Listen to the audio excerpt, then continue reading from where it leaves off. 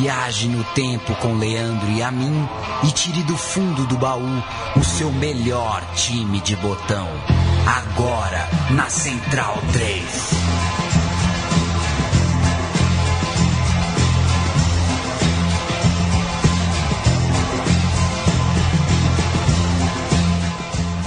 Seja muito bem-vindo ao programa Meu Time de Botão. Eu sou o Leandro Amin, estou ao lado de Paulo Júnior. Na próxima hora falaremos de um campeonatinho batuta legal que mexeu com os nossos corações no fim dos anos 80, começo dos anos 90. Um campeonato que teve vida curta, foi logo extinto. A ideia não era muito convencional, na verdade nada convencional, não lembro de nada parecido. E o Paulo Júnior pode, junto com o oi que ele vai dar para vocês, contextualizar um pouquinho.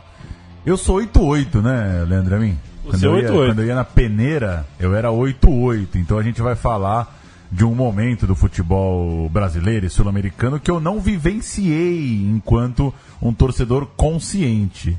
Mas que eu concordo com você, um campeonato muito legal. A gente vai falar da Supercopa dos Campeões da Libertadores, como você definiu, um caso raro de uma participação vitalícia. A Conmebol criou em 1988, uma competição que reuniu os times que já venceram a Libertadores. Ou seja, você precisa vencer uma vez. Você vence uma vez a Libertadores, você garante que você vai jogar a Supercopa dos Campeões da Libertadores para todo o sempre. Uma panelinha, né? Um clubinho ali fechado. Quando você entra, legal. Enquanto você não entra, você inveja, né? Porque você queria estar lá. A maçonaria do futebol sul-americano. E a Supercopa se chamava oficialmente João Avelange. Ela, na verdade, foi criada lá em 1968, o Santos foi campeão daquela edição inaugural, mas ela durou só 2 anos. Tinha poucos times também, claro, a Libertadores estava começando. Esta edição do Meu Time de Botão vai falar dos outros 3 brasileiros campeões da Supercopa da Libertadores. O Cruzeiro de 91, o Cruzeiro de 92 e o São Paulo de 93. 2 clubes, Cruzeiro e São Paulo, 3 times, Cruzeiro de 91, Cruzeiro de 92, São Paulo de 93. A gente vai falar principalmente das finais desses torneios, dessas edições da Supercopa. Supercopa que em 97 terminou, virou Mercosul, Mercosul que virou Sul-Americana e Sul-Americana que logo vai virar alguma outra coisa. Porque o que eles têm lá na Conmebol é fogo no rabo, eles não aguentam, logo eles copiam e vira uma Sud-America League. E a Supercopa dos Campeões da Libertadores está aqui porque representa... a gente pode discutir a fórmula, pode discutir realmente se valia na época o mesmo que vale hoje uma Sul-Americana, porque, né, afinal de contas, é um clube fechado, então você não tem aquela coisa de merecer. Tem muito time que estava caindo pelas tabelas, mas estava garantido sempre na competição. Um campeonato que você joga todo ano não tem o mesmo valor do que um campeonato que você tem que lutar para chegar lá, é claro, né? Exato, mas diante, a gente vai contar a história de 3 anos que precederam o 94, que foi o ano de ouro para o futebol brasileiro, porque conseguiu o tetracampeonato. Foram 3 anos em que o futebol brasileiro conseguiu o feito também na Libertadores, com o São Paulo 2 vezes, mas principalmente porque a final, São Paulo e Flamengo em 93, e as 2 finais do Cruzeiro em 91 e 92 foram finais de futebol muito bem jogado, com estádios muito lotados, com uma atmosfera que é aquela atmosfera que a gente gostaria que o futebol brasileiro sempre tivesse, e uma vez tendo, que nunca tivesse perdido. Tanto é que não importa o que a gente diga, no coração do cruzeirense e do São Paulino, que são os torcedores que vão levantar taça nesse programa, eu perguntei hoje no Twitter para saber, só para confirmar, né, no termômetro, e não tem um torcedor desses clubes que não lembre destas Supercopas com muito carinho, com um carinho realmente especial, porque não foi só uma conquista sul-americana, foi uma conquista sul-americana jogando muita bola, com estádio lotado, com atmosfera, com ídolos, com um contexto muito legal. E o contexto, então, de 1991 a gente começa a dar agora. Em 1991, só 14 equipes haviam vencido a Taça Libertadores. Que loucura, né? Um grupo bem seleto. A Supercopa começa em outubro 1º de outubro, a gente vai focar, claro, na campanha do Cruzeiro, do campeão, mas já que é a primeira, só passar os jogos envolvendo brasileiros. Em 1º de outubro de 91, teve River Plate 2, Grêmio 2, no Monumental de Nunes. Teve Argentinos Júniors 1, Santos 2. Santos venceu lá em Buenos Aires, também em 1º de outubro. Teve Flamengo 1, Estudiantes 1, no Mané Garrincha, em Brasília, no dia 2 de outubro. E teve a estreia do Cruzeiro, Cruzeiro 0, Colo-Colo 0. O Cruzeiro empataria pelo mesmo placar lá no Chile, 0-0. Então esse primeiro mata-mata, lembrando, talvez não deixamos tão claro, era um torneio de mata-mata, né, jogos eliminatórios desde seu início. O Cruzeiro então empata 0-0 na ida, empata 0-0 na volta e vai para os pênaltis, a sua primeira sorte nessa Supercopa. Vamos passar as escalações antes dos penais? Vamos nessa. Colo-Colo com Moron, Mendonça, Vilches, Garrido e Ramírez, Peralta, Adomaitis, Bartichotto, Yanes, Martinez e Pérez, o técnico, Mirko Josic.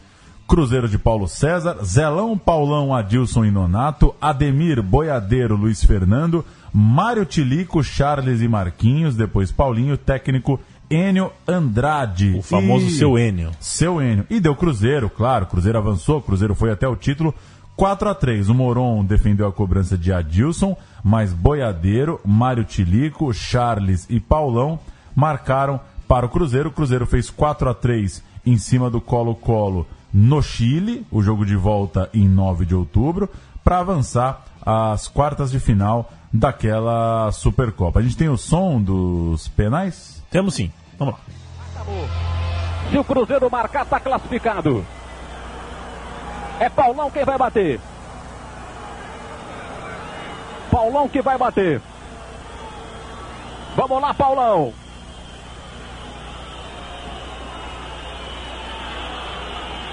Vai, Paulão. Vamos lá, Paulão. Vai marcar, Paulão. Tô botando fé no Paulão. Morão, Paulão. É gol! Gol do Cruzeiro que está classificado. Beleza, na cobrança dos pênaltis, o Cruzeiro se classifica. Se classifica. Quando, né, que ficou normal no rádio, o cara trocar o A pelo Cruzeiro classificado e depois veio o Nacional do Uruguai. Uma semana depois, já emendando, já em 16 de outubro, já esse próximo jogo. 4-0 no jogo de ida em Minas Gerais para o Cruzeiro, um placar que quase foi revertido na volta. O Nacional fez 3-0 na partida da volta. Agora, na partida de ida, o Charles foi 4-0, 3 gols do Charles. Lembram do Charles? Do Charles, Bahia, do Bahia, tudo mais. Lembrem dele que daqui a pouco tem história boa envolvendo o Charles e a gente. Eu vou pôr uma voz aqui, eu tenho certeza que vocês vão saber de quem que é. Ele falou depois do 4-0 do jogo de ida entre Cruzeiro e Nacional do Uruguai.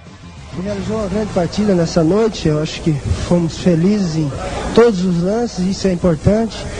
E demos um passo muito grande para a nossa classificação. É claro que lá a gente vai encontrar muita dificuldade. Eu tenho certeza, trabalhando dessa maneira, que o seu Enio vem trabalhando na toca, eu acho que o grupo está no caminho certo. E o empate lá, bom resultado ou o Cruzeiro vai partir para a vitória? O Cruzeiro vai jogar dentro da sua filosofia. Eu acho que é um esquema, a gente não vai mudar. Eu tenho certeza que a gente vai jogar com a mesma vontade e a torcida pode ficar tranquila que a classificação é... Adilson. Ele mesmo. Adilson Baptista, ainda então, um menino. Zagueiro Adilson. Zagueiro desse time do Cruzeiro, que não foi vazado no 4-0 do jogo de ida, mas foi vazado 3 vezes no jogo de volta. Não tem problema. Cruzeiro na semifinal e uma semifinal que reservava outra disputa por pênaltis, Paulão. Cruzeiro, em 31 de outubro, recebeu o Olímpia no Mineirão e foram 2 empates, como você falou, decisão por pênaltis. Cruzeiro 1, Olímpia 1 no jogo de ida, gol do Cruzeiro marcado pelo Marquinhos. E na volta, em 6 de novembro, Olímpia 0, Cruzeiro 0, no Defensores del Chaco. O jogo foi para os pênaltis. A classificação vinha, claro, nas penalidades. Só passar quem bateu pro Cruzeiro: Adilson, Boiadeiro, Mário Tilico, Charles e Nonato. Cruzeiro 5-3 nos pênaltis diante do Olímpia.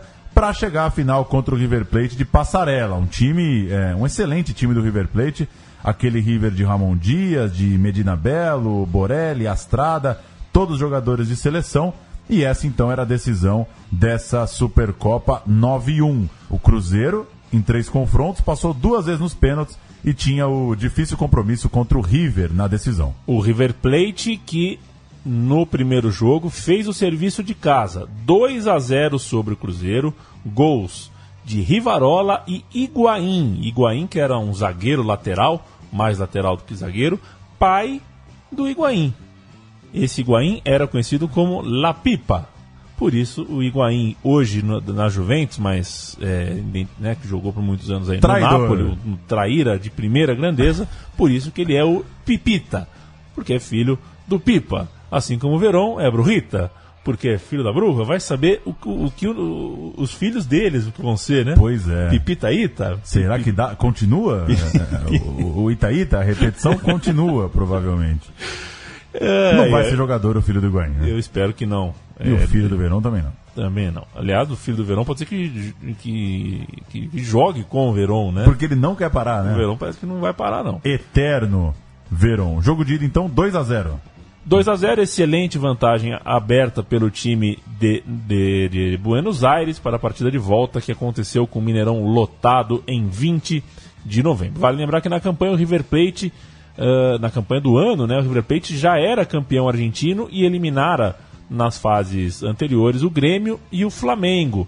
E assim construiu contra o Cruzeiro o cenário para mais uma vitória sobre clubes brasileiros. Vamos, antes de ouvir os gols, antes de ir para Nunes, né, para ouvir narração de gol no jogo de ida, vamos às escalações da partida de ida em Buenos Aires, arbitrada pelo Jorge Orediana do Equador. O Cruzeiro com Paulo César, Zelão, Vandercy, Adilson e Nonato, Ademir, Boiadeiro e Luiz Fernando, Mário Tilico, Charles e Andrade, o técnico Seu N. O River de Ángel Comiso, Gordilho, Nicolas Higuaín, Guillermo Rivarola, Carlos Henrique, Leonardo Astrada, Hernan Dias, Juan Borelli, Ramon Medina Bello, Ramon Dias e Walter Silvani, o técnico, já citamos, Daniel Passarella. Vamos lá, vamos ouvir o pênalti, uma narração bem divertida, por sinal, uns comentaristas meio torcedores, assim, vamos nessa. E o lance é bom pro Nélio, olha a chance. Apura Silvani. Enrique. Por una mano intencional, eso es penal aquí en Brasil y en la Quiaca. Señoras y señores, tiro penal favorable al River.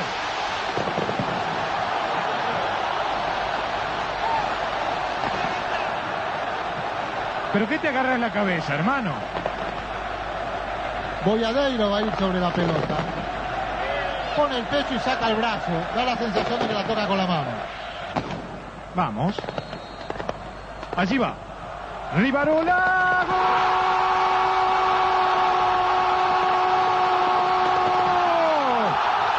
¡Gol!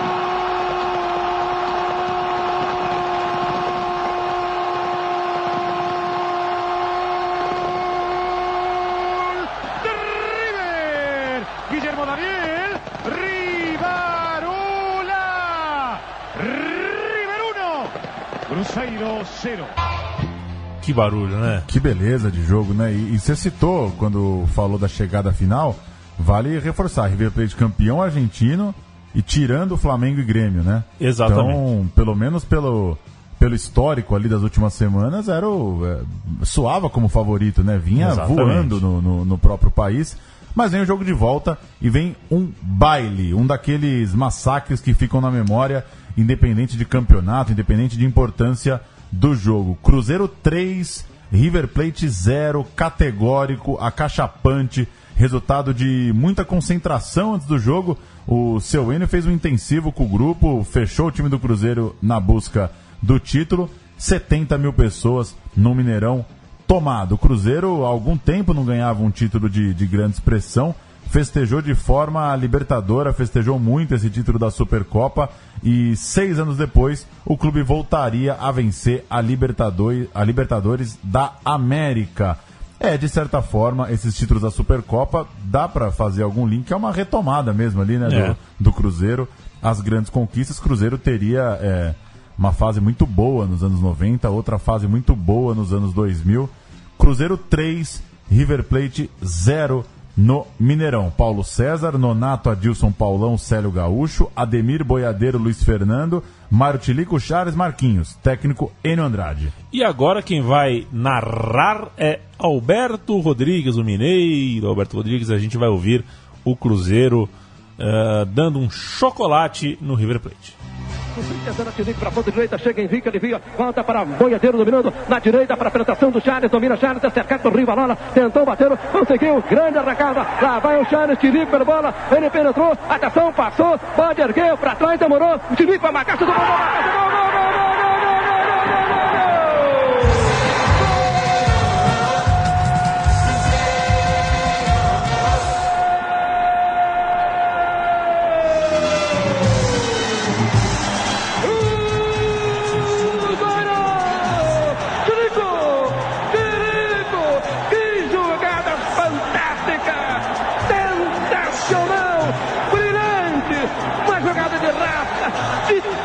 Dos centroavantes Chaves, o Rei Chaves, driblou, passou, penetrou, perigo, invadiu, com açúcar, com afeto, trocou para o Tilico.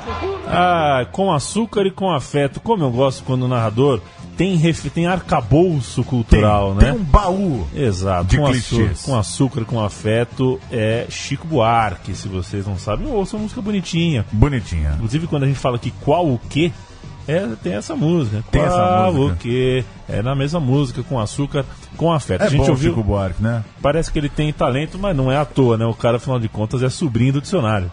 Pois é. Né? Não é em qualquer país que você encontra o sobrinho do dicionário fazendo música. E um abraço pro Zé Maria, do Bar do Zé Maria, que eu passei boas tardes lá em La Sance, que tem um quadro no Bar do Zé Maria, o desse time aí. Só tem esse quadro. Ele falou que é o time da vida dele. É o Cruzeiro da Supercopa. Cruzeirense doente, o Zé Maria. O Cruzeiro, a gente ouviu o gol do título. Foi o terceiro gol, marcado pelo Mário Tilico, que era a bola. Era sim, bola. Senhores, ele era a bola, sim. Quantos anos tem essa expressão, Leandro Amin? Não sei. Esse cara é bola. É moderna, né? Hoje eu te fiz uma pergunta que você não me respondeu. Há quanto tempo os jogadores dão cabeçada nos outros? Que eu não consigo imaginar o Pelé trocando carinhos com a testa. Nos anos 60, me parece que prevalecia o sopapo, né? Virou depois o Pedala Robinho. Lembra do Pedala Robinho? Aquele tapa na cabeça. Mas a cabeçada, eu acho, se algum ouvinte mais atento souber, eu acho que a cabeçada é uma agressão moderna. E lamentável, né? E além de moderna. Lamentável. Você sabe, se voltasse a Supercopa hoje, Paulo Júnior, quantos times teríamos? Nossa, quantos times já ganharam a Libertadores? Eu vou chutar uns 32. Eu vou chutar 25. Chutei alto, né? Se em 91 tinham 14. Ah, tá. O São Paulo foi o 15º, tinha o Nacional de Medellín, que era o 16º. Palmeiras, Corinthians, Galo, Inter, São Lourenço, Once Caldas. Ah, tem uma turma, hein? Uns 25, enfim. Acho que você foi bem. 32, acho que eu chutei muito alto. Uma bomba, hein? A atuação do Charles naquele 4-0 que a gente citou agora há pouco, e também na decisão, na campanha como um todo, na temporada, pelo Cruzeiro, impressionou um tal de Diego Armando Maradona. Aquele? Que alimentou uma história que hoje é tido como mezzo-lenda, mezzo-história. Mas o próprio Maradona falou já sobre, abriu aspas, e enfim, a história parece ter fundo de verdade mesmo. Nas férias após essa temporada, ele, Maradona, pagou do próprio bolso $1.200.000 para comprar o Charles. Só que o Maradona... Como é que um jogador compra um outro, né? O Maradona não é um time, o Maradona é uma pessoa. E estava nativa. Estava nativa, jogador de futebol, né? Inclusive voltando para a Argentina naquele momento para atuar pelo Newell's Old Boys. E ele pagou o Charles e deu pro Boca Juniors. Falou, toma, comprei, quero ver o Charles no meu time do coração. Se eu não posso jogar no Boca, que jogue este fenômeno, disse Maradona. Fenômeno na Argentina, né? Não é como aqui no Brasil. Esse monstrão, seria um monstrão. É um craque. E quem nunca pensou, né, Leandro e a mim, ganhar na Mega Sena e comprar um jogador pro teu time? Agora, não sei se aceita o cheque, né? Porque eu fico pensando, eu ganho na Mega Sena. Pô, ganhei na Mega Sena. O Barcelona aceita um cheque meu pra comprar o Messi? Assim, tô pagando a multa, a pessoa física. Eu não sei se aceita, né? Mas o Maradona bancou o Charles. Maradona... E que nunca mais o Boca Juniors, por sinal, aceitou os conselhos do Maradona, porque o Charles era um bom jogador, mas não um fenômeno, né? Não costuma. Tanto que não rendeu no Boca Juniors o que dele se esperava. E partindo do princípio que todo jogador te frustra, que cara bom mesmo, foi uns 4, 5, né? Assim, cara bom, assim, que fala, pô, esse cara é bom. O resto vai jogar mais ou menos às vezes e tal, mas o Maradona... É legal também, o Maradona dá umas brisadas, né? Como diria o outro. 1992, agora a Supercopa da Libertadores tem 16 times. O São Paulo foi campeão no meio do ano da Libertadores e entrou no grupo seleto, e o Nacional de Medellín, que já era campeão, mas estava fora da Supercopa, também entrou com um número redondinho. Fica mais fácil de você vender o campeonato, né, da competição, ganhar aquele verniz para o público. Então, 16 times, mata-mata simples a partir das oitavas de final, e apenas 2 duelos da primeira fase não eram não eram entre times do mesmo país. Pois é. Um deles envolvia o Cruzeiro. O Cruzeiro enfrentou o Nacional de Medellín, justamente, e na Colômbia conseguiu um empate. Veio o jogo da volta e o cruzeirense conseguiu. O cruzeirense testemunhou mais um capítulo para sempre. 8-0. Né? Não deu jogo. Não deu jogo, é bondade sua, né? Foi 8-0, 5 gols de Renato Gaúcho, que era a nova estrela da Companhia Celeste Estrelada. E caramba, 5 gols, 8-0, o Cruzeiro com Paulo César, Paulo Roberto, Célio Lúcio, Luizinho e Nonato, Douglas, Boiadeiro, Luiz Fernando e Betinho, Renato Gaúcho e Edson. Olha quanta mudança. E no banco também, Jair Pereira era o substituto de Enio Andrade. O Atlético Nacional, que voltou a pé depois do 8-0 de Omar Franco, José Fernando Santa, Giovanni Cassiani, John Mário Caicedo e Maximiliano Kemmerer, Carlos Jiménez, John Jairo Sierra, Luiz Alfonso Fajardo e Jorge Carmona, Omar Canhas, técnico Hernan Dario Gomes. E só para passar rapidinho, você falou dos duelos nacionais, né?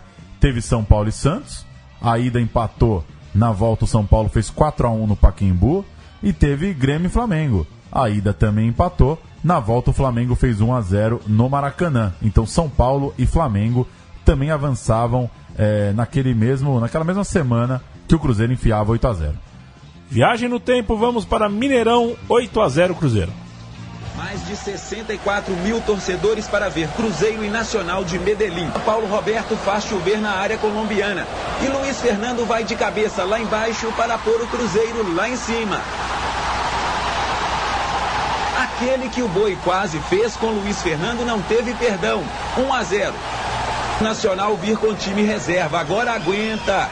Renato recebe e faz o seu carnaval particular antes de garantir. A estrela brilha e se tá na rede é gol, 2-0. Aí teve uma falta para o Cruzeiro na intermediária. Paulo Roberto soltou o torpedo e veja só no que deu. Isso mesmo, nos pés de Nonato, o time azul chega ao terceiro. Olha, eu derrubei o áudio. Muito cheio de graça o cara. Não gostei. Não foi bacana? Não gostei do texto. Não gostei do texto. Achei o texto meio... Entendi. Derrubei. E... vai para as quartas de final. Vamos assim, e assim, né? O texto disse, primeira fase da Supercopa, mais de 60 mil pessoas no Mineirão. Ou seja, o campeonato pegou. Mata-mata, uma loucura de mata-mata. Só com time grande, né? Porque é só campeão. Ainda bem que pegou, né? Pegou e quando pega é o que importa. Era ano olímpico, 1992. E no ano olímpico, Olimpíada de Barcelona, tinha o Dream Team, o time de basquete masculino dos Estados Unidos. E aquele Cruzeiro acabou ganhando da torcida o mesmo apelido depois desse 8-0. Que beleza. E por causa das estrelas que foram contratadas. Aí o Charles é o Michael Jordan. O Charles era, na verdade, né, como o Charles foi embora, né, ele acabou ficando... O Charles foi embora. O Charles já não é desse time.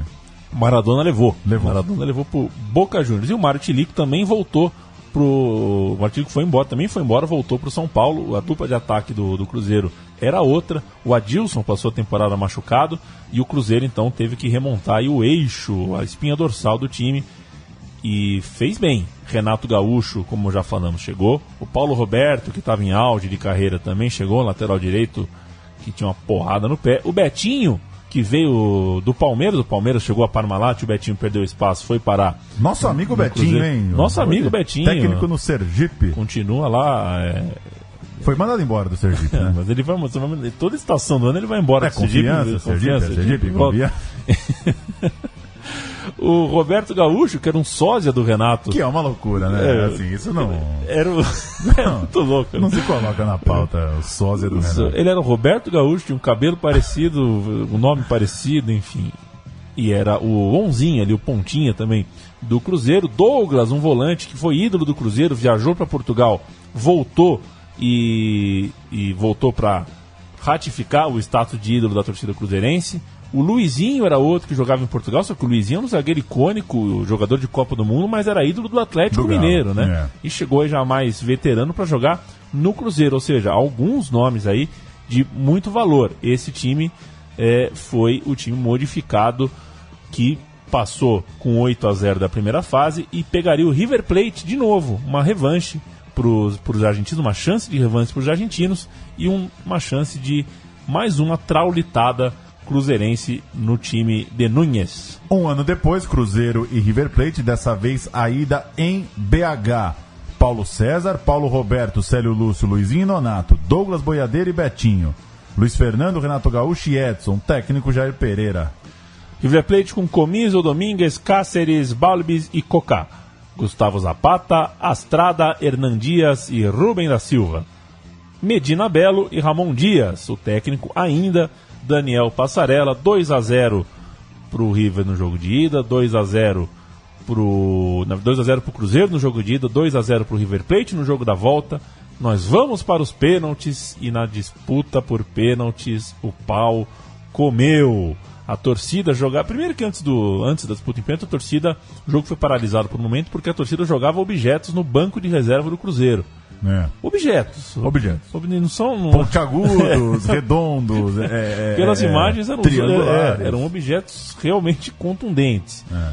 E os jogadores, quando os jogadores começaram a pegar os objetos e jogar de volta para a arquibancada. O que é uma loucura, né? A bucha depois não estoura em você, estoura em quem tá lá na arquibancada, né? Exato. E aí foi uma loucura, já ficou aquele clima, né? Ficou aquela coisa, se o River não ganhar, olê lá, o pau vai quebrar. O pau vai quebrar. Foi o que aconteceu. O Douglas marcou o gol de pênalti da classificação, saiu comemorando com o braço aberto, olhando para a torcida, e aí os jogadores compraram a briga. O pau comeu e a Conmebol interditou o Monumental de Núñez por 6 meses. A Argentina disputando eliminatórias de Copa e tudo, e o Monumental de Núñez ficou fechado até para competições internacionais de seleção. Vamos aos gols do jogo de ida, afinal de contas aqui estamos falando de Cruzeiro e vamos ouvir o que foi bom para o Cruzeiro, a vitória do Cruzeiro, 2-0 Mineirão.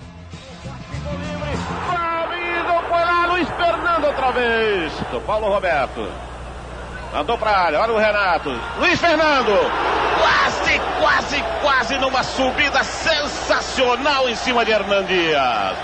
0-0, vai Paulo Roberto na cobrança da falta, passou Betinho, Paulo Roberto disparou direto um foguete por cima do gol do Comiso. Ainda o Renato, aí fugindo o Renato, ainda o Renato, tocou, Betinho pro Renato, pênalti do Balbis, quando o Renato passava no toque de Betinho, foi pro chão Juan Francisco Escobar, pênalti contra a equipe do River. Aí Paulo Roberto, tá no Vila, 29-30, de pênalti, Paulo Roberto. Cruzeiro 1, River Plate da Argentina 0 no Mineirão. Bola levantada. Olha a cabeçada. Paulo César. Aí o Cleison, saiu nele o Cáceres, boa bola pro Roberto, tocou, grande bola, grande lance. Comisso defendeu. Corner já cobrado. Edson levantou, cabeça, rente, Luiz Fernando agora. Vai o Roberto, intrometeu-se. O gol tá vazio, tentou deixar pro Cleison, então o Roberto livrou, bateu na moldura. Boiadeiro faz o corte, Boiadeiro levantou, tocou contra.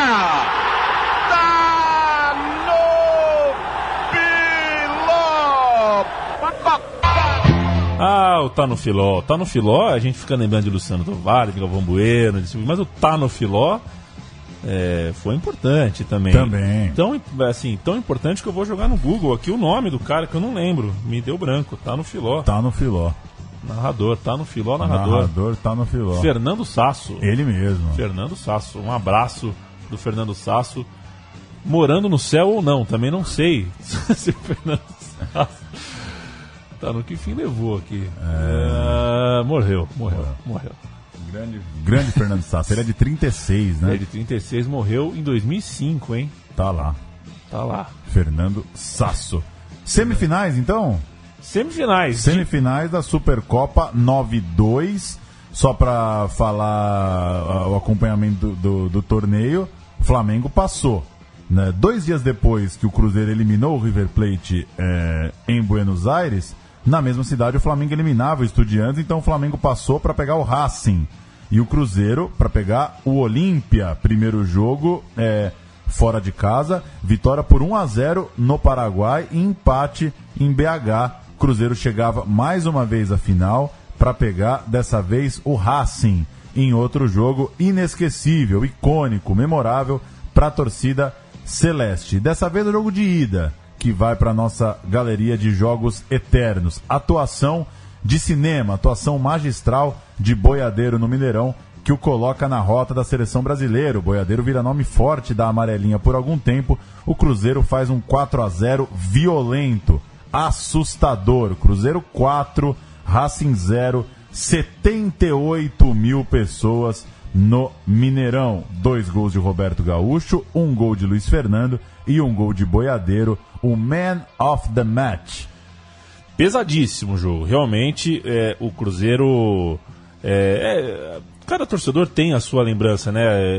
Peço desculpas por colocar o Palmeiras na verdade, mas é que tanto eu quanto o Paulo somos palmeirenses, então na nossa memória, uma vez o Palmeiras fez um 6-1 no Boca Juniors, que no folclore do torcedor, pôs o Mazinho na Copa. Não, na verdade pôs o Mazinho na Copa. O Mazinho entrou no radar. E se não ali. Pôs, é o que contaram também, então é o né? que importa. E o Boiadeiro chegou a jogar a Copa América em 95, tudo. E esse jogo é um jogo que você olha o Boiadeiro, assim, é o Raj, é o Stoichkov, é aquela coisa de... Destruidor. Tá fresco porque assisti esse jogo ontem pra falar aqui com vocês. Ontem, inclusive, numa madrugada que passei em claro, né? É bom, às vezes, o futebol te deixa meio tenso, elétrico, você passa a noite em claro e assiste um tape de Cruzeiro e Racing. Ficar chapado de futebol, né? Exato. O Cruzeiro alinhou com Paulo César, Paulo Roberto, Célio Lúcio, Luizinho e Nonato, Douglas, Boiadeiro e Luiz Fernando, Betinho, Renato Gaúcho e Roberto Gaúcho, Jair Pereira o técnico.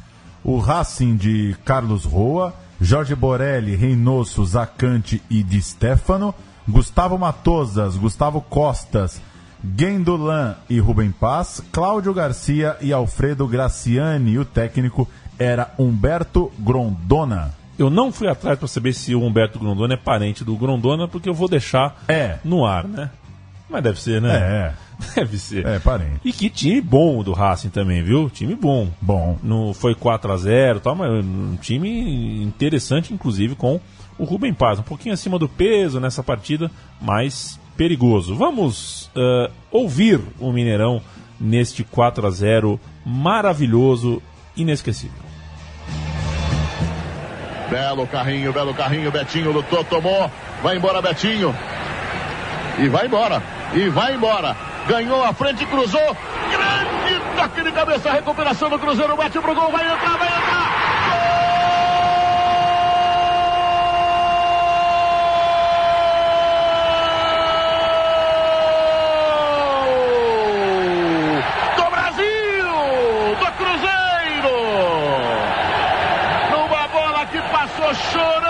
Chorando, Roma olhando, ela entrou mansamente no canto. Houve desvio da zaga do Racing ali. O chute foi de Roberto Gaúcho, que pegou a bola, inclusive, no ar. A bola desviou no jogador de Stefano, pequenininho, número 3, e desviou fatalmente para o goleiro Roa do Racing. Mineirão pega fogo, Luciano, Cruzeiro 1-0. Deram chance pro Cruzeiro descer, vão ver, boa bola tocada para Gaúcho. Saiu o cruzamento, Renato passou, olha o gol!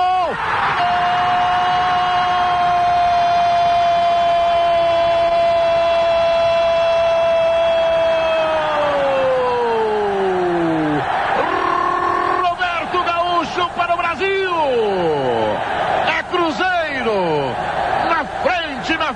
Na frente, lindo lance, Renato, Roberto, todos gaúchos, 2-0 aqui em Belo Horizonte. A gente vai fazer, tá na lista aí, pode ser que em breve a gente faça. Um dia. O meu time de botão, Luciano do Vale. O Luciano do Vale transitou. Por muito. É master, é praia, é quadra, é boxe, sinuca. De repente a gente se diverte, a gente tira uma onda. Mas é gol do Brasil não, né? Gol do Brasil não dá, gol do Cruzeiro. Gol do Cruzeiro, Gol do Cruzeiro, e enfim. Aí quando a gente resgata algumas coisas, a gente entende por que hoje o filho, né?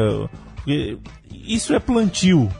Aí depois chega a colheita, e a colheita é de gente menos capaz do que o Luciano do Vale, mais histérica do que o Luciano do Vale, e mais propensa a transformar isso numa demagogia ainda mais venenosa do que essa que o Luciano do Vale era assim. Eu esqueci o nome quando você é. Quando você é verdadeiro? Não, quando você é muito. Detalhista? Não, sobre o Brasil, assim, quando você é. Patriota? Nacionalista? Não, esqueci a palavra, pô. Aquela coisa que fala, pô, quando o narrador é inflamado pró-Brasil. Ufanista? Ufanista! Ah, garoto. O Luciano Vale é ufanista, sem dúvida. Mas, enfim, isso quando a gente fizer um time de botão no Luciano do Vale, a gente toca mais nesse assunto. Jogo de volta, Paulo Júnior. 1-0 para os donos da casa, 1-0 para o time argentino, mas claro, não suficiente. Cruzeiro era bicampeão da Supercopa dos Campeões da Libertadores, num ano que também foi campeão invicto do Campeonato Mineiro. E o começo dos anos 90, o estadual ainda era o estadual, né? Ainda era um campeonato muito valorizado, então foi um ano bem legal pro cruzeirense. 1993, o último ano deste meu time de botão, e a gente vai falar de um São Paulo, mas também de um Flamengo. Foi uma final zaça e brasileira para a alegria de Luciano do Vale, muito embora o personagem agora daqui a pouquinho vai ser outro, né? Falaremos de Galvão Bueno. O São Paulo era bicampeão da Libertadores, então sem time novo na Supercopa. E, portanto, o número de participantes continuava o mesmo. O Cruzeiro estreou com 6-1 sobre o Colo-Colo. Dava pinta de que seria aí um candidato forte ao tri. Na mesma noite, o São Paulo estreava contra o Independiente. Fazia 2-0. Um gol contra do Moas, zagueiro do Independiente, e um gol de Valdeir de Fleche. Que poucos lembram que Valdeir de Fleche estava nesse São Paulo. Tem medalhinha em casa de bicampeão do mundo. Na volta, 1-1, outro gol de Valdeir e o São Paulo classificado para as quartas de final. Ao mesmo tempo, para passar pelo Flamengo, o Flamengo invertia uma desvantagem no Maracanã contra o Olímpia. Olha o Renato Gaúcho aí de novo. Renato Gaúcho agora no Flamengo. 3-1 para o Flamengo sobre o Olímpia. Gols de Renato. Olha esse trio. Renato, Casagrande e Júnior Baiano. Imagina o bicho, o Flamengo classificado, e passar a escalação do São Paulo, que é o time em destaque nessa temporada da Supercopa. Zete, Cafu, Gilmar, Ronaldão e André Luiz. Dinho, Cerezo, Juninho e Palinha, Valdeir e Miller, o coach, Tele Santana. É que a gente pegou aqui a escalação. É de um site em inglês. O Ronaldão, The Captain. Vai chegar pro Ronaldão falar que ele é o The Captain. Que loucura, é isso aí. Vamos lá. Quartas de final, duelo curioso do São Paulo com o Grêmio, encontro de tricolores. A ida. É uma loucura, isso aí, não tem explicação. A ida né? foi no Pacaembu, a volta foi no Beira-Rio. Eu me dei por satisfeito, não fui atrás de por que isso também, achei legal não saber. Em São Paulo, 2-2. Cafu e Caio para o São Paulo, Charles e Dinho para o Grêmio. O São Paulo abriu o placar, o Grêmio virou no segundo tempo e o São Paulo empatou logo em seguida. Interditou? O Grêmio jogou no Beira-Rio porque a Conmebol interditou o Olímpico. Ah, que pena. Mas já desinterditou já, né? Eu acho que já tá liberado e já acabou também o estádio, né? Então não muda nada. A gente ouviu o gol do... A gente ouviu não, a gente cantou aqui que o Charles fez um gol pelo Grêmio. Ele mesmo, o Charles que o Maradona comprou pro Boca, que não sei o que, era um fenômeno, voltou pro Brasil um ano depois, já jogador para jogar no Grêmio. Não vingou no futebol argentino o Charles do Bahia, o Charles do Brasil.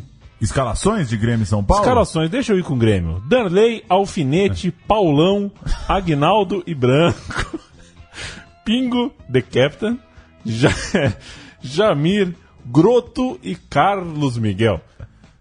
Caio e Charles. O coach, Luiz Felipe Scolari. Alfinete é aquele, né? Aquele, o alfinete da democracia. Que né? loucura. Eu confesso que eu não sabia que o Alfinete me parecia um jogador... Era jovem, então, na democracia. Porque já estamos em 93, né?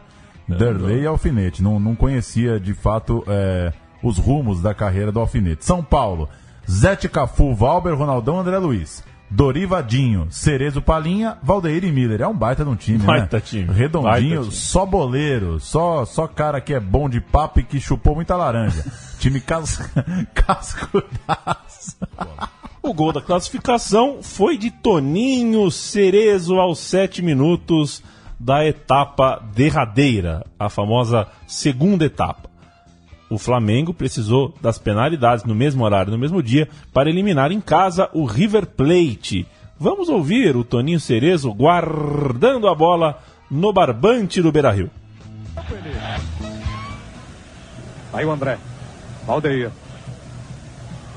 Valdeir, saiu bem do Alfinete. Mete lá dentro. A bola passou limpa pro Cerezo. Gol!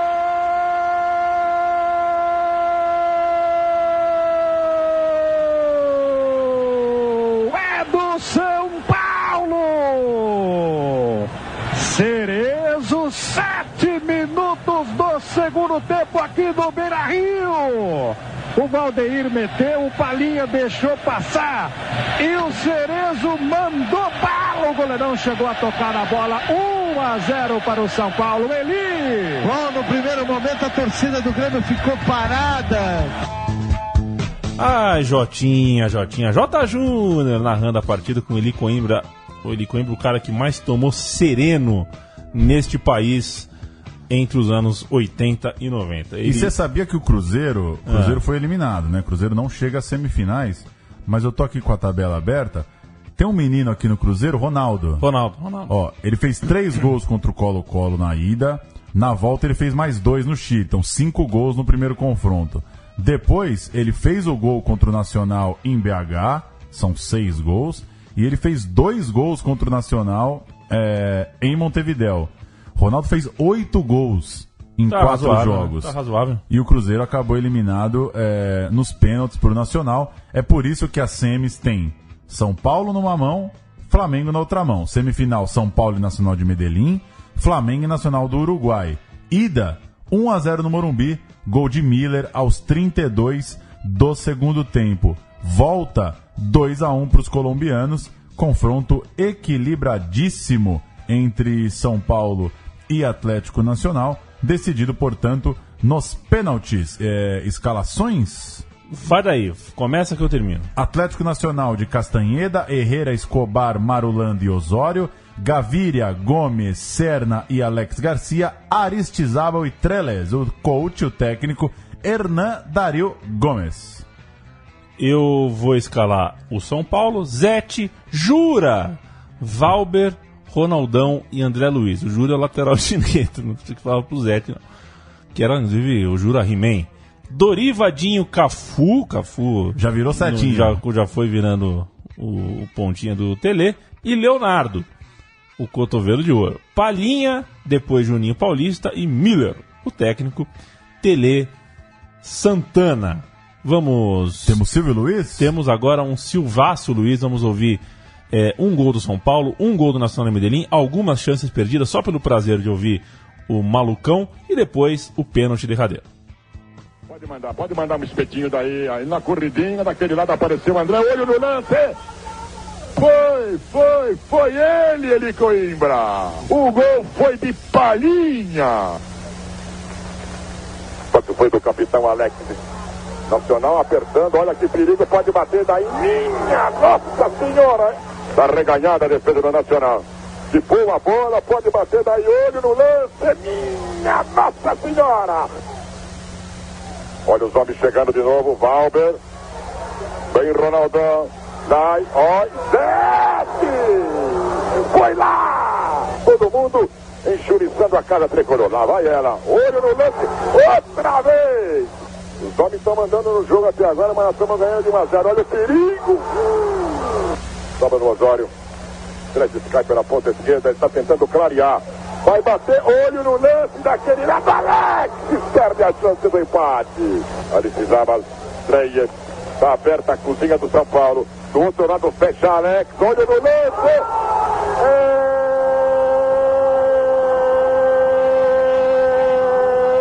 Do Nacional.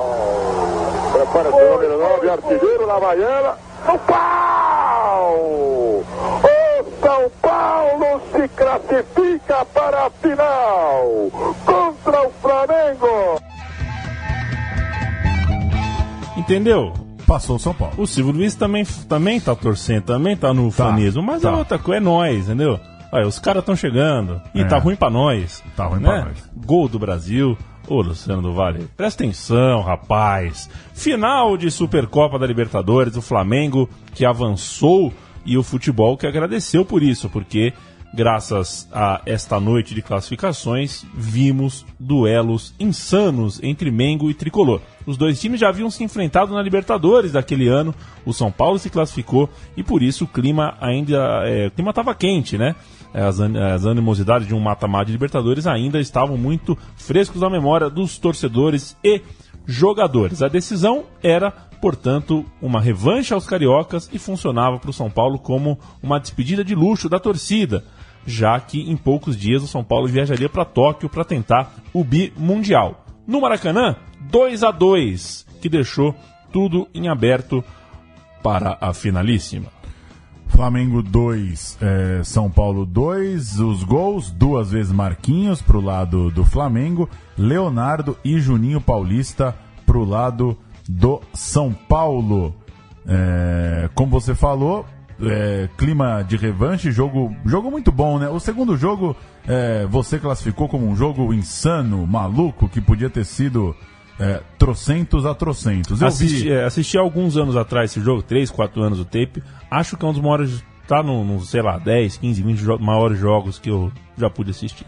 E eu tava vendo ali, antes da gravação, os melhores momentos do jogo de ida, muito movimentado também, muito bom. De fato, acho que você definiu bem aí, 2 times que travaram um duelo insano, uma final inesquecível. E chega a volta, né? A ida no Maracanã, 2-2, a volta em 24 de novembro de 93, no Morumbi. Vamos de escalações? Sim, São Paulo com Zete, Cafu, Valber, Ronaldão e André Luiz. Dorivadinho, Toninho Cerezo e Leonardo, Palhinha e Miller. Entraram Juninho Paulista e Guilherme. Gilmar, Charles, Gelson, Rogério e Marcos Adriano, Fabinho, Marquinhos, Marcelinho, Carioca e Nélio, Renato Gaúcho e Casagrande, técnico Júnior. Entraram Éder Lopes e o Magno. Imagine o seguinte cenário, Paulo Júnior. O Flamengo é o atual campeão brasileiro. Quando foi campeão brasileiro, o Júnior, camisa 5, era um destaque em campo, capitão do time, e se tornou técnico logo no ano seguinte do clube onde fora campeão e ídolo. O Júnior de técnico, e no elenco Casagrande, Gilmar, Rinaldi eram dois exemplos da ala dos mais experientes, das cobras criadas. Por outro lado, a categoria de base do Flamengo tinha uma geração de ouro, mas também uma geração muito temperamental. Marcelinho Carioca, Júnior Baiano, Nélio. Nossa. Era um time realmente... Que é isso? Era um conflito ali. Que é isso, cara? Tudo isso com o Júnior de técnico. E saiu de Djalminha, né? Saiu de Djalminha. Djalminha foi parar no Guarani. No Guarani. Teria tornado tudo ainda mais... Não jogou, então, como profissional? Djalminha e Marcelinho não jogaram juntos? Essa é uma boa questão. Não sei se chegaram a subir juntos. Talvez sim, né? Por outro lado, o São Paulo, atual campeão do mundo, jogava por música. E mesmo com a venda do Raí após o bi da Libertadores, ali no meio do ano, o São Paulo não tinha qualquer problema de harmonia de grupo, estava tudo certo, tudo correndo tranquilo com o São Paulo, mesmo o expressinho, o pessoal da base do clube entrava bem, entrava num ritmo orgânico ali com o time. Era a diferença entre o São Paulo e o rubro-negro da Gávea, após o 2-2 no Maracanã, com uma grande partida do Marquinhos, como já falamos aqui pelo lado do Flamengo. Ele fez um golaço e o outro foi um frango do Zete, né? Era de se esperar que o costume do tricolor em jogar finais continentais, time que já estava aí mais cascudo com jogos desse tipo, tinha um peso, mas na prática o jogo foi lá e cá o tempo inteiro. Lá e cá o tempo inteiro não, né? Tem o momento de maior pressão do São Paulo, o momento que o Flamengo joga melhor, mas foi um jogo aberto o tempo inteiro. Não teve time na retranca, não teve time segurando o placar, não teve nada disso. A gente vai contar essa história, né, Paulo? Fazendo um pingadinho aqui entre nós relatos e o homem. Porque o Galvão Bueno, que tinha acabado de voltar para a TV Globo, tem uma atuação do nível dos jogadores. Que entrou para a história essa narração do Galvão. Para alguns, ele estava assim, descaradamente torcendo para o Flamengo. Alguns? Entrou para a história. Os outros acham que não. Tem quem acha que não. Você que está nos ouvindo, preste atenção e tome o seu próprio juízo do comportamento de Galvão Bueno na narração desta final, que a gente começa logo aos 9 minutos. Renato Gaúcho abriu o placar. 3 minutos antes, aos 6, ele já havia perdido uma chance clara de cabeça, mas aos 9 ele usou a testa para fazer 1-0 Flamengo. Vem no escanteio, Casagrande sempre ele junto o primeiro pau. Marcelinho vai para a cobrança com ele ali, olha o toque no gol! Gol!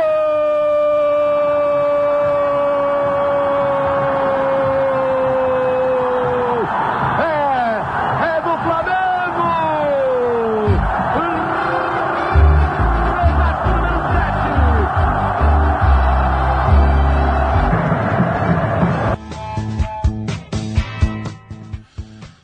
O Renato perdeu outra chance de ouro aos 27. O Flamengo era melhor. No primeiro terço do jogo, o Flamengo foi superior. E o São Paulo, pouco a pouco, foi entrando no jogo. Porém, foi o Flamengo quem acertou a trave do Zete no escanteio. Um escanteio absurdo que o Marcelinho cobrou. A bola chega forte no segundo pau. É o melhor batedor de escanteio que vimos, louco, né? Tá louco. O cara caminha no segundo pau, a bola vem...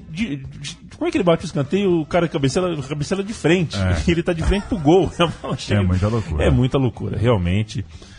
Mas aí o Rogério cabeceou. Você já tentou na bater um trave. escanteio tipo Marcelinho, assim, soltar um canudo de 3 dele, ver o que dá? Não, eu não tenho coragem. Nunca tentei. Eu não tenho coragem. Intervalo de jogo foi bom pro São Paulo. O Flamengo teve mais perto do segundo gol do que o São Paulo do empate. E o Tele Santana mexeu em alguma coisa ali no balneário que fez o São Paulo voltar melhor. Vale dizer que o Zete evitou mais uma vez um gol de Renato Gaúcho aos 7 da etapa final. O Flamengo continuava tendo as melhores chances. Mas, aos 16, Leonardo, que inclusive é cria do Flamengo, marcou para o São Paulo numa boa triangulação pela esquerda e colocou a igualdade no placar. É com você, Galvão. Gilmar. Olha o São Paulo tricotando ali na entrada da área, a tabela é bonita. Gol!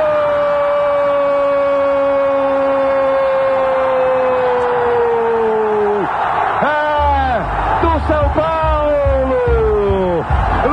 Leonardo, número 6. Tricotando, chegou o São Paulo. E ele tem feito gol assim em todos os jogos. O São Paulo toca. Leonardo chega. Pressão do São Paulo depois desse gol do Leonardo, pressão implacável do time paulista, mas o time carioca do lado de lá conseguiu se segurar. O rubro-negro ainda perdeu nova chance. O Zete fez uma defesa das mais difíceis, Zete fez boas defesas durante o jogo, e o rebote do Zete virou contra-ataque, virou o gol da virada do São Paulo, e quem conta é Galvão o Bueno. Contra-ataque do São Paulo, gol da virada, São Paulo 2-1. Agora o Galvão se entrega. Agora se entrega, vamos ver. E o lance é bom pro Nélio, olha a chance do gol, Nélio bateu, Zete!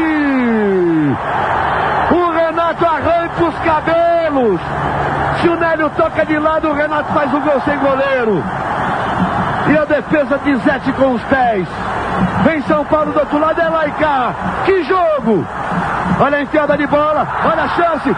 Gilmar, que frango! Gol!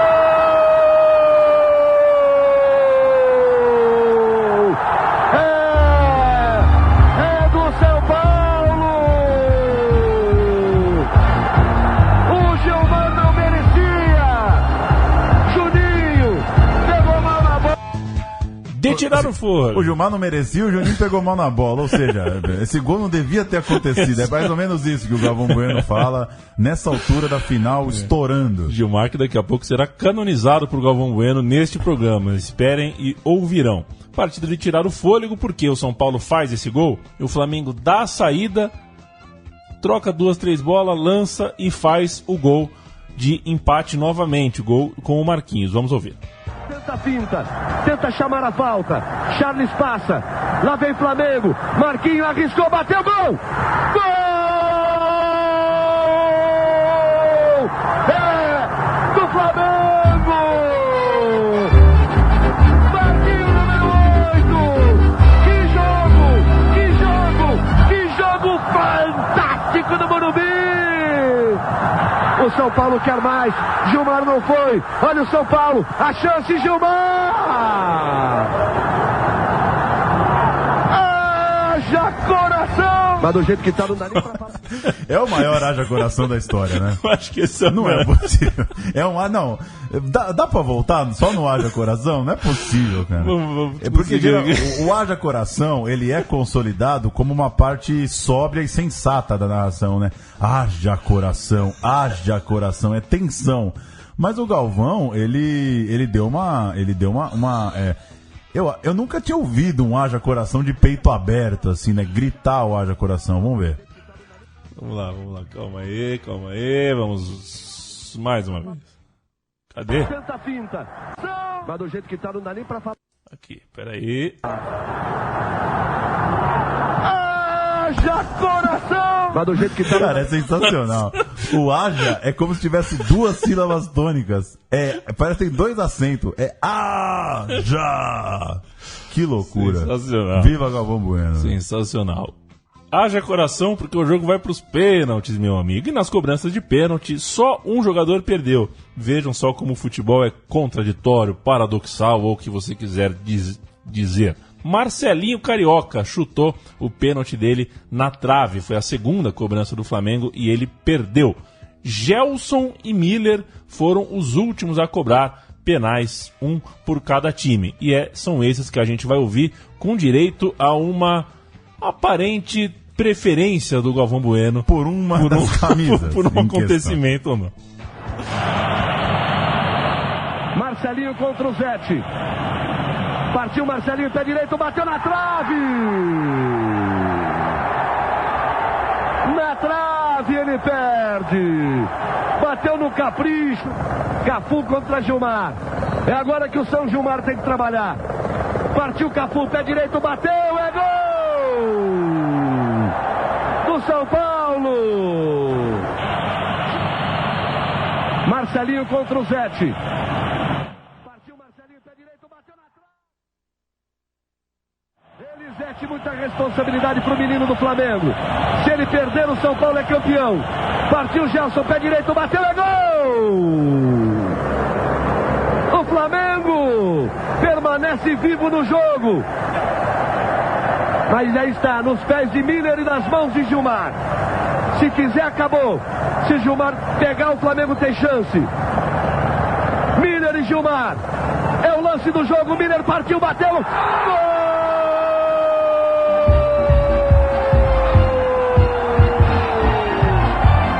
Do São Paulo!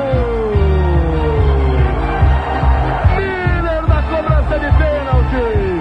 O São Paulo é tríplice coroado do futebol sul-americano de 93.